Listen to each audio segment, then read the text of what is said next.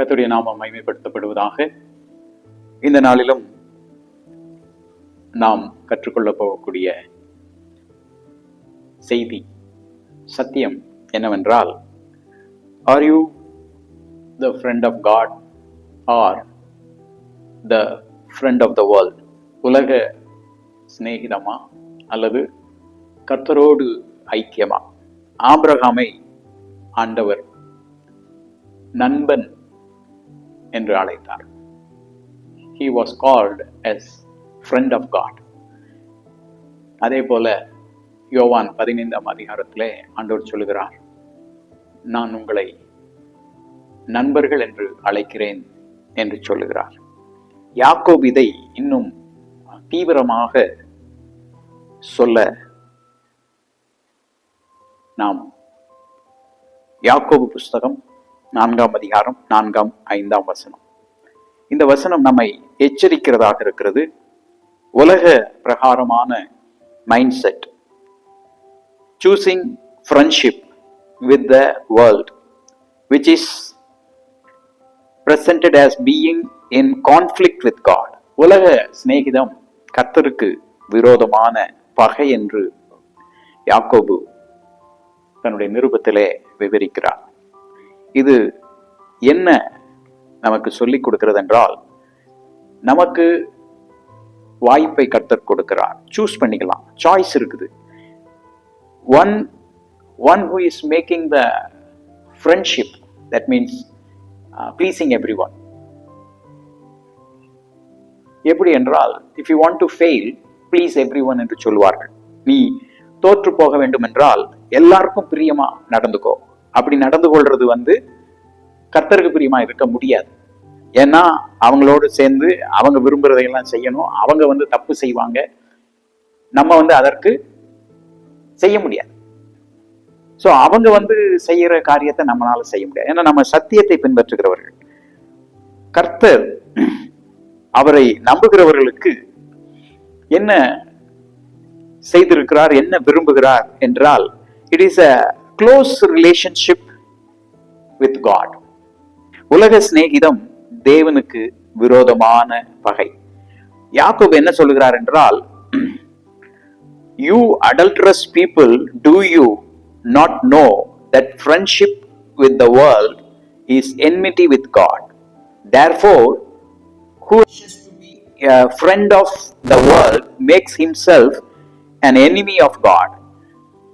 இந்த வசனம் நமக்கு என்ன சொல்லி கொடுக்குதுன்னா, எப்படி ஒரு கணவன் மனைவி இருக்கிறார்கள், அந்த திருமண உறவில இருக்கும் பொழுது கணவனோ மனைவியோ வேறு ஒரு உறவுக்குள்ளாக போனுவார்கள் என்றால் அது தவறு. அது அடல்டரஸ், விபச்சாரம் என்று நமக்கு தெரியும். அந்த அளவுக்கு ஆண்டவரை நாம் நேசிக்கிறோம். ஆண்டவர் நம்மோடு இருக்கிறார், நாம் அவரோடு இருக்கிறோம். அவரை பின்பற்ற வேண்டும். அவர் எப்படி நம்மை நேசிக்கிறார், நம்மை எப்படி அவர் நடத்த விரும்புகிறார் என்பதில் அவர் தூய்மையாக, சுத்தமாக, ஒழுக்கமாக இருக்கிறவர்.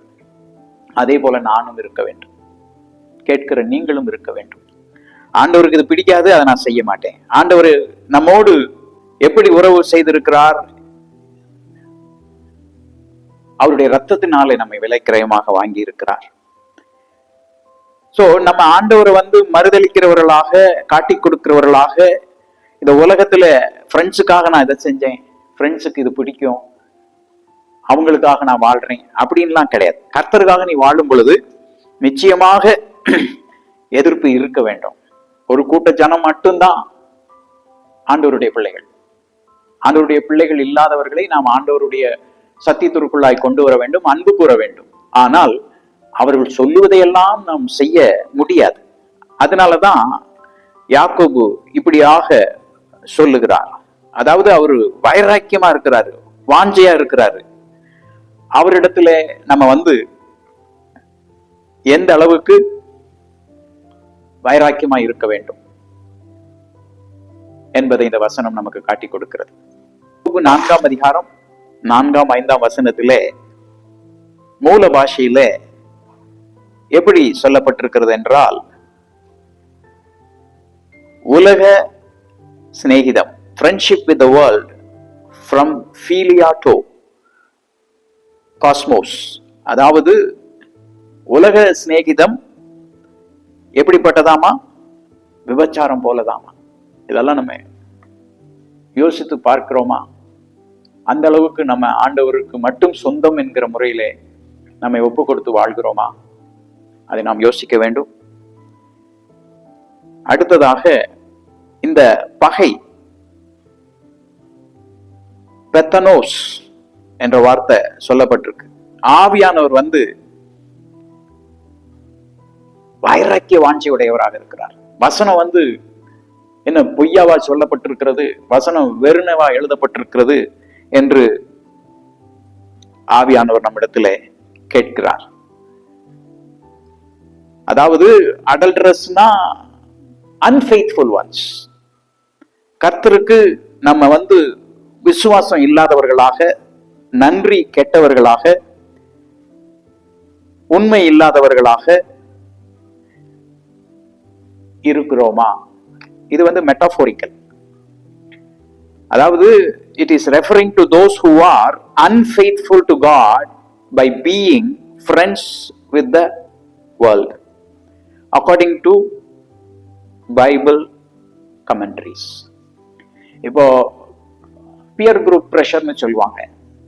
யாரோ ஒரு நண்பன் ஸ்மோக் பண்றான்னா, இவன் ஸ்மோக் பண்ணலைன்னா அவனுக்காக ஸ்மோக் பண்றேன், அவனுக்காக குடிக்கிறேன், அவனுக்காக அங்க போறேன், அவனுக்காக இதை செய்யறேன் அப்படின்னு சொல்லி அநேக பேர் கெட்டு போறாங்க விசுவாசிக.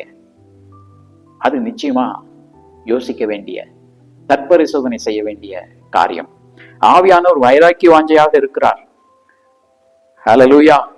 சோ ஆண்டவர் இந்த வசனத்தை வெறுமனை எழுதி வைக்கல. It's not pain. ஆவியானவர் நமக்குள்ளே வாசம் பண்ணுகிறார். அவர் வைராக்கிய வாஞ்சையாக இருக்கிறார். அதாவது நீ என் பிள்ளை அப்படிங்கிறார்.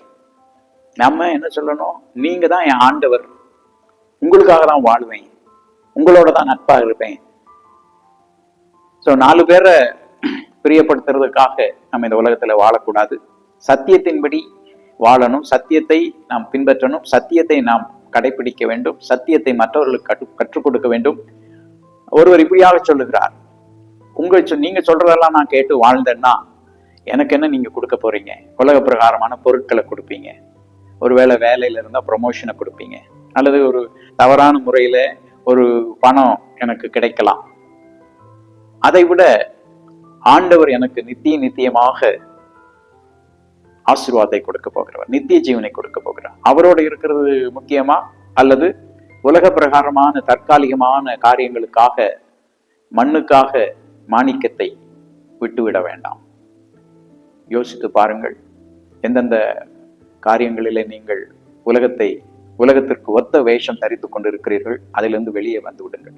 நாம் உலகத்தில் தான் இருக்கிறோம், ஆனால் உலக பாவங்களுக்கு நாம் அனுமதி கொடுக்க வேண்டிய அவசியம் இல்லை. தாமரை பூவை பத்தி சொல்லுவாங்க, அது தண்ணியில இருக்குது, தண்ணி அதை மூழ்கடிக்காது. அதாவது எந்த அளவுக்கு தண்ணீரினுடைய உயரம் இருக்குதோ அதை விட அந்த தாமரை பூ மேல வந்துடும். அந்த இலையில தண்ணி பட்டாலும் உள்ள போகாது.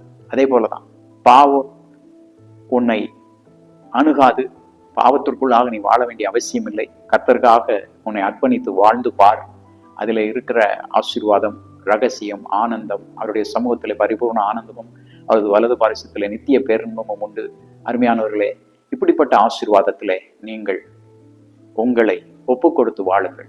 உலகத்திலே உள்ள வாழ்க்கை குறுகிய வாழ்க்கை. 70 வருஷம் பலத்தின் மிகுதியினால் 80 வருஷம் என்று சொல்லுகிறார்கள். ஒருவேளை நீங்கள் 100 வருஷமும் வாழ்ந்து கர்த்தருக்கு பிரியமில்லாமல் இருப்பீர்கள் என்று சொன்னால், உலகத்தை பின்பற்றுவீர்கள் என்று சொன்னால், உலகத்திற்காக வாழ்வீர்கள் என்று சொன்னால், அந்த நித்தியத்தை நீங்கள் பெற்றுக்கொள்ள முடியாது. ஆண்டவரோடு இருக்கிற அந்த நித்தியத்திற்குள்ளாக வர முடியாது. ஆகையினாலே சிந்தித்து செயல்படுங்கள். கர்த்தர் உங்களை ஆசீர்வதிப்பாராக. ஆமென்.